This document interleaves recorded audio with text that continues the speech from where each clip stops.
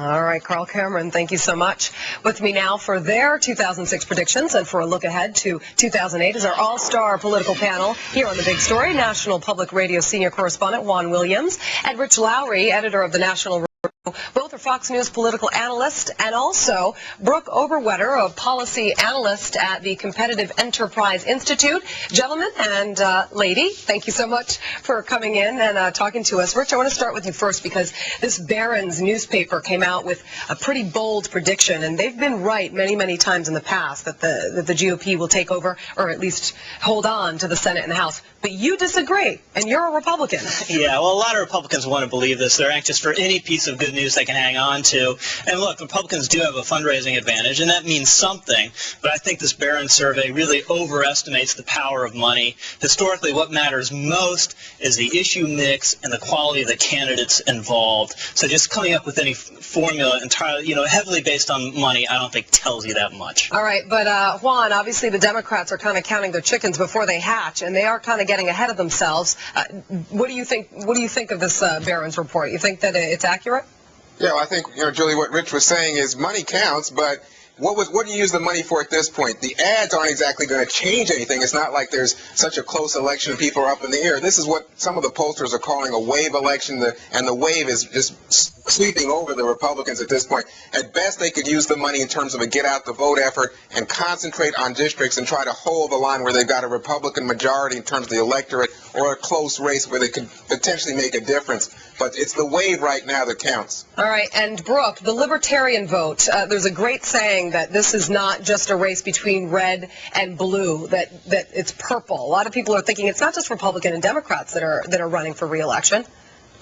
Well, I think what we're looking at this year is a new trend, which is big government versus bigger government. So I think the libertarian vote is not going to be a real happy winner either way.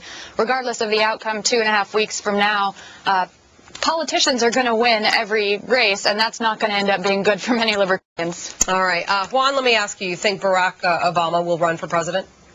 I don't have a crystal ball, but I would say at this point, no. Here's the thing. He's got to put in place the money. If we come back to the money, he's got to put in place money that would be comparable to the tremendous money that Hillary Clinton already has in hand that her husband, Bill Clinton, will help her to raise. She's been in the business of doing favors, giving people jobs, government grant. I mean, Barack Obama is a novice in this business at this level. And so, he's getting tremendous media attention. But at this point, you'd have to say, for as much as he's an inspiring character, he's a media creation. All right. So, Rich, Barack Obama, he talks about his American dream. Do you think his American dream is Hillary's worst nightmare? Well, I think the Hillary people have to be a little nervous. Probably not that nervous because Juan's right. He is a novice. But I think at this point, Obama would really be foolish not to run. Because when you have a hot hand in politics, I'm a big believer that you should play it. And nothing he is ever going to do, very likely, in the rest of his career, certainly his career in the Senate, is going to live up to any of this buzz he has at the moment. So he should try to cash it in.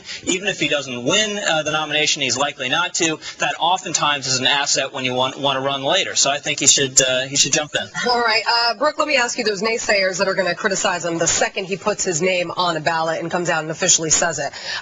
Some could say he's too inexperienced. Others could say he's too young. And then you got the odds. Only two presidents, John F. Kennedy, Warren G. Harding, were elected while serving as senators. Do you think all of these, I guess you could call them negatives or challenges, could hurt him? Do you think it will? Well, I think there's a factor that's going to hurt him probably much more, which is his tendency to really explain issues and care about what he's talking about, which isn't something you very often see in national campaigns. I think getting sound bites and easy-to-digest tidbits from Barack Obama is going to be nearly impossible. And unfortunately, what the American people seem to like in a presidential election is a problem, a solution, and a slap on the back. 10 seconds, and I don't think we're going to get that from Barack Obama, and I think it's going to be a problem for him. All right, Juan, let's move on to what she hopes to be the first Madame Speaker of the House, Nancy Pelosi.